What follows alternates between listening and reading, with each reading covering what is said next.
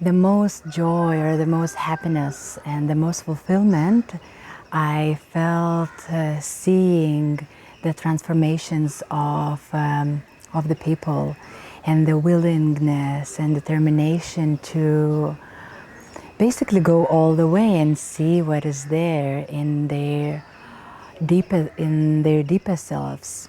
So this is it's like seeing the flower bloom.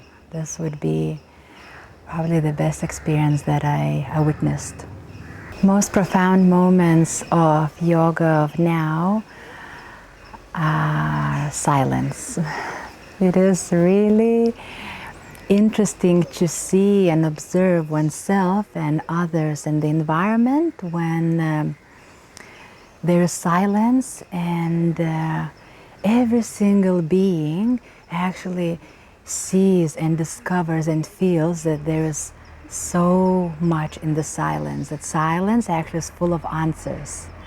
So this one was one of the most profound moments, I would say, to see how we're getting comfortable in silence, especially in this world of chaos and so much noise. Finding that silence in the midst of that hurricane, this is very profound.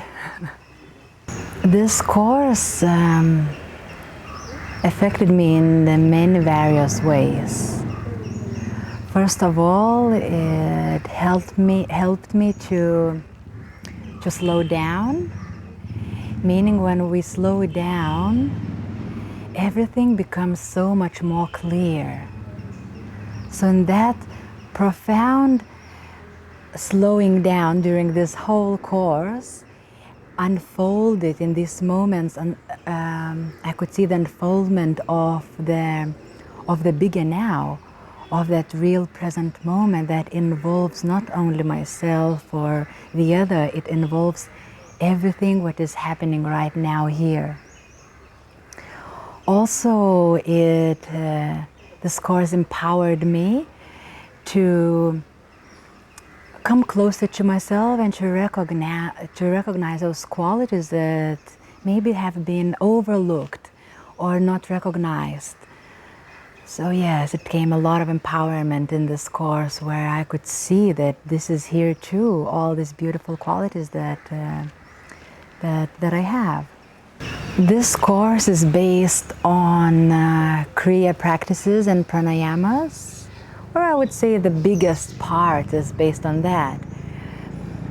And the essence of that is purification, so we could purify our nervous system and all our bodies on all levels in order to realize a deeper self, an ultimate goal to realize an absolute self. So this has been an absolute delight to be and experience direct effects of these practices. And how it works directly at the core of your nervous system.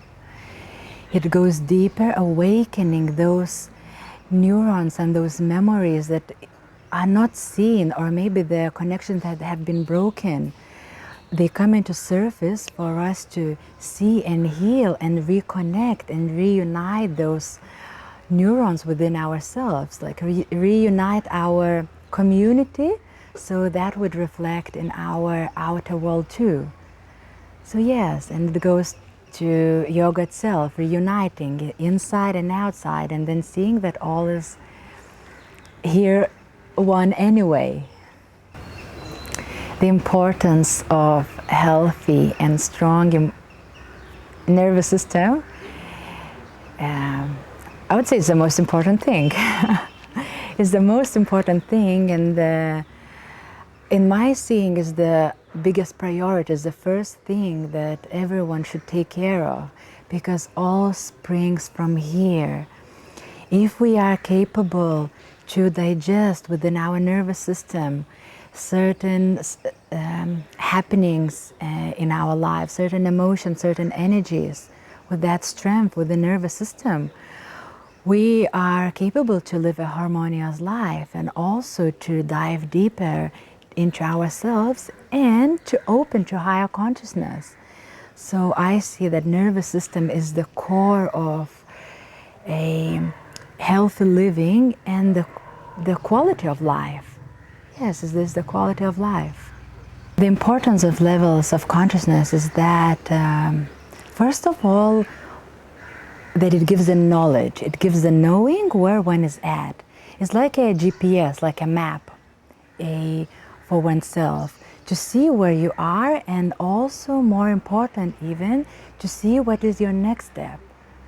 So levels of consciousness, they define your experience.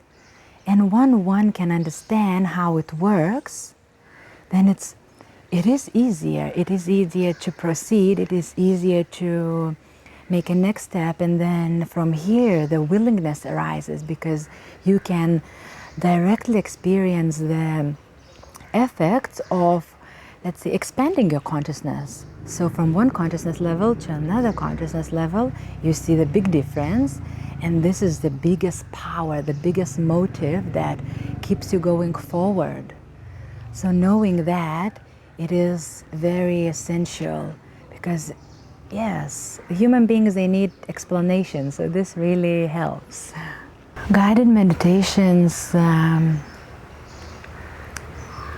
indeed, they help to awaken higher consciousness, but as I see, more than that is the transmission in the guided meditations too. And it doesn't have to be the transmission only from the teacher, the transmission from every being, as when one is guiding another from the highest place, he transmits that pureness, I would say, yes, that pureness to another. And then this energy or this pureness assists another in the best possible way, which assists us in expanding our consciousness. Satsangs with Master Mindo are, it's like a cream and cherry on a cake. It means that it's very much delightful, and